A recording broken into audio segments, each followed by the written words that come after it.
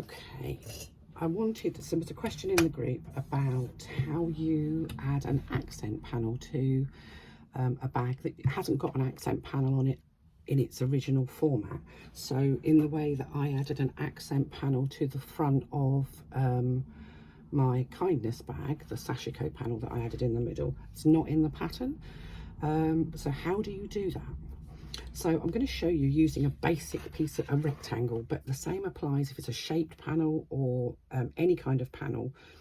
And I'm going to add my accent panel in the center. You could add it either side, but you have to do a little bit of math.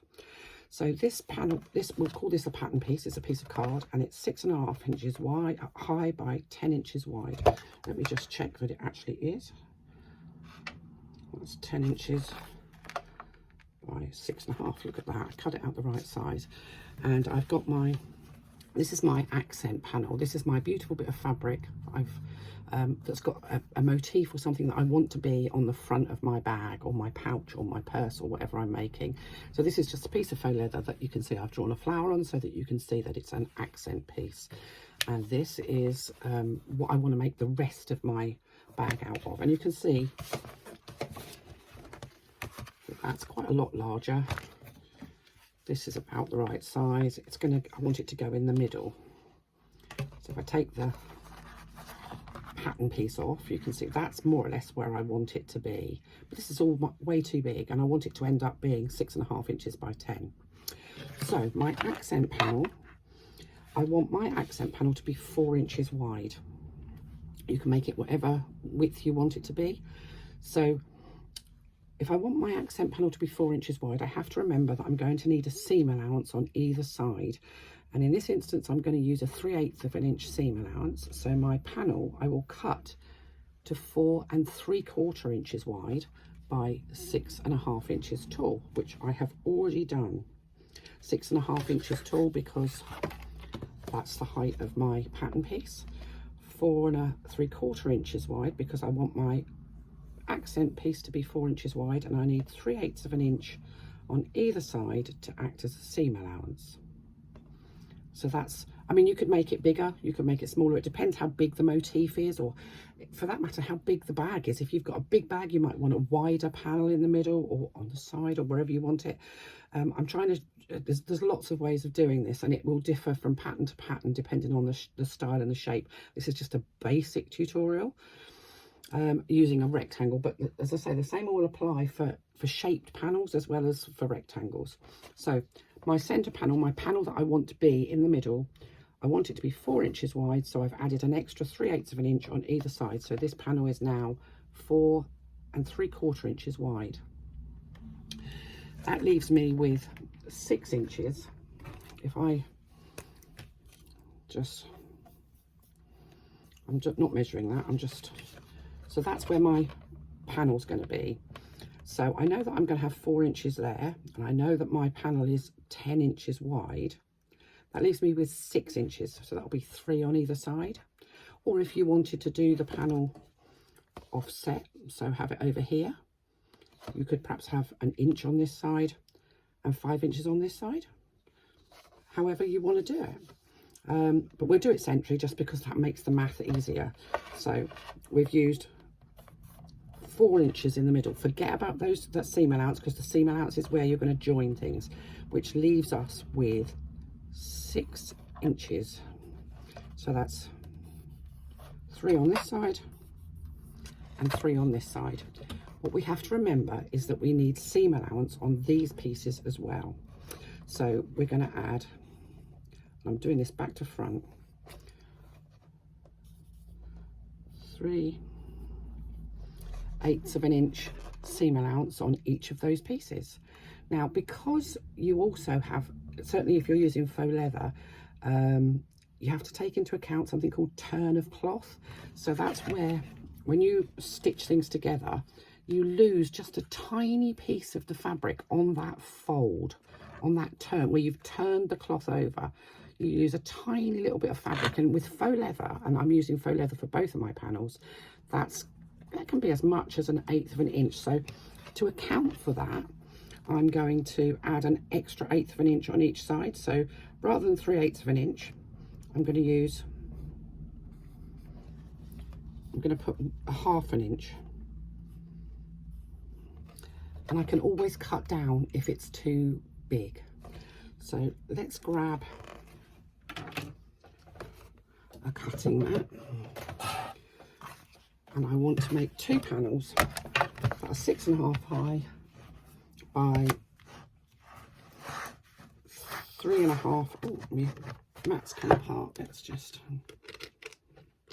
put that together again. So 3.5 inches high. So let's just, sorry, 3.5 inches wide by 6.5 inches high.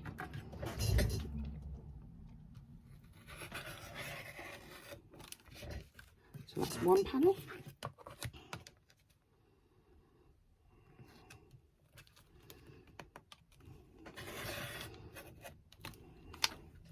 It may be that you only need a 1/4 inch seam allowance, in which case you'd only have to add a 1/4 inch. Again, if you're only using a 1/4 inch seam allowance, I'd add 3/8 of an inch to account for that turn of cloth. Let's just put my pattern piece out of the way. So now I have my accent panel, my 2 side panels. There's my pattern piece. You can see that's way bigger. It's actually just over 3/4 of an inch bigger on either side, because that's my seam allowances. So I'm going to take my center panel, my accent panel. I'm going to lay my first side panel right sides together, matching up one of the sides.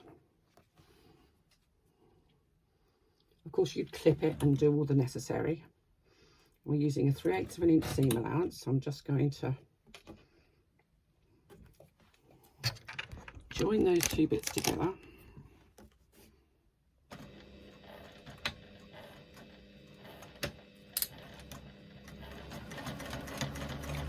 Using that 3/8 of an inch seam allowance that we've allowed for by cutting our panels slightly bigger.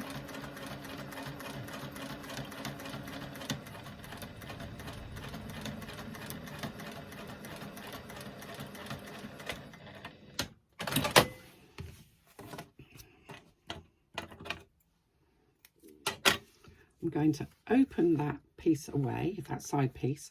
Now, some patterns will tell you to open the seam allowance on the back and top stitch on either side. I don't like doing that, because actually that's a weakness in this seam. And sometimes, depending on how your machine stitches, I mean, if I hold that up to the light, and you can't see it, but I can actually see daylight through there between the stitches. So what I like to do is to fold my seam allowance either towards the center panel or towards the exterior panel. Now, if my fabrics are different weights, so if I were using perhaps cotton in the middle and faux leather on the outside, I would always fold my seam allowance towards the thinner fabric. So just because it makes it easier to sew. And then I would top stitch along the side of the accent panel. If my panels are all much the same width, thickness, and these are all faux leather, it really doesn't matter. I'm going to push my seam allowance towards the exterior, towards that blue fabric, and I'm going to then pull it away, make sure it's all nice and tightly pulled. I would press it if I was, not if I was using faux leather, but if I was using fabric, I would press that seam, and I will top stitch down the side of that seam. I like to use an 1/8 of an inch seam allowance because I think it looks smart. Very much your preference, and that's one side fitted. I'm then going to take the second side panel, again right sides together, matching up that side,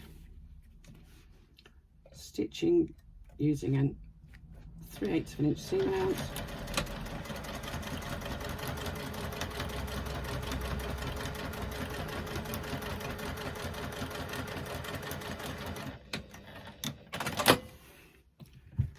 Opening up, pushing that seam allowance towards the outside panel, and you do the same on both sides, because otherwise it will look funny. If you've done it towards the outside on one, then you need to do it towards the outside on the second one.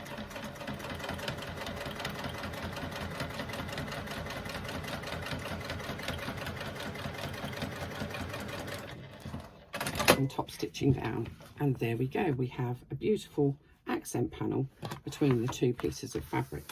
Now, because I know that I've added that little bit extra to account for the turn of cloth. So this piece that's sort of on the side of that side panel is the turn of cloth. We may find that this is fractionally more than the 10 inches that we expect it to be.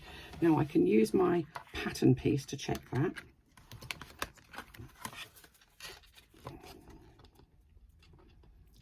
And actually, do you know what? That's absolutely spot on. So I didn't need to, I don't need to add or take away anything. If you find it's a little bit too big, and it may be just fractionally too wide because you've added an extra 1/4 of an inch to account for that turn of cloth, you can then take your ruler and just trim off the same amount on either side so that your central panel sits centrally. Now, if your pattern piece is shaped, let me just go and grab a shaped pattern piece so I can show you.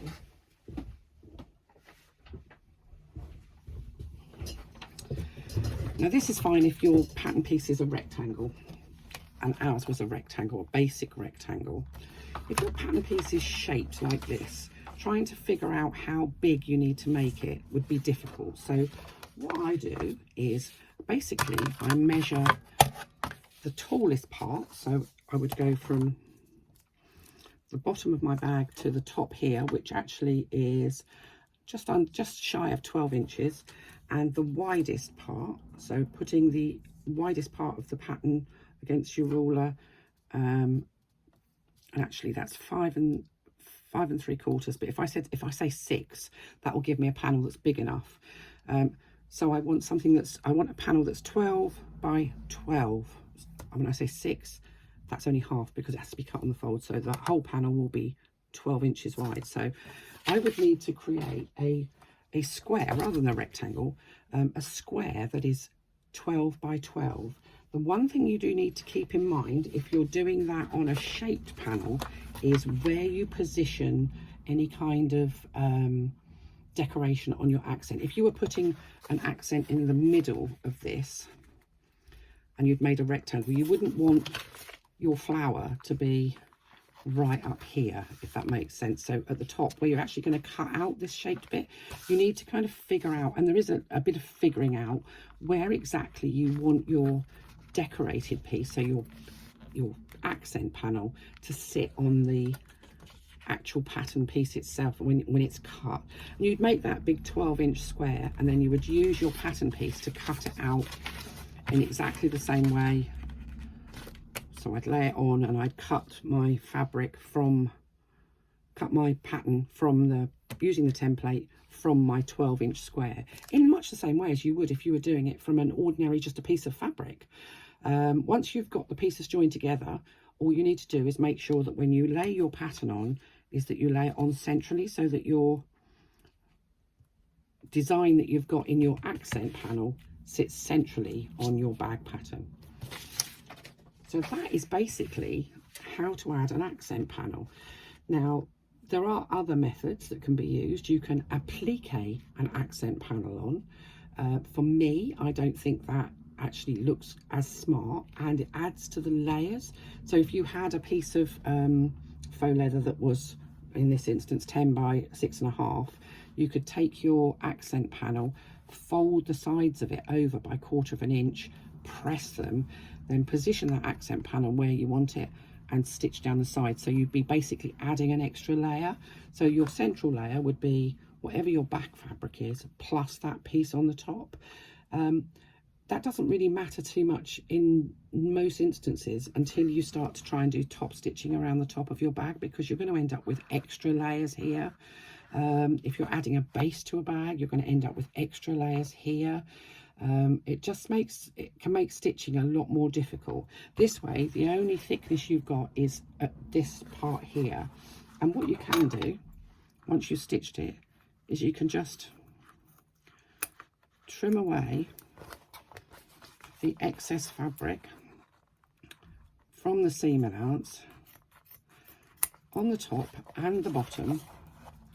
It won't get rid of all the bulk because you still have a join, but it will get rid of some of that bulk.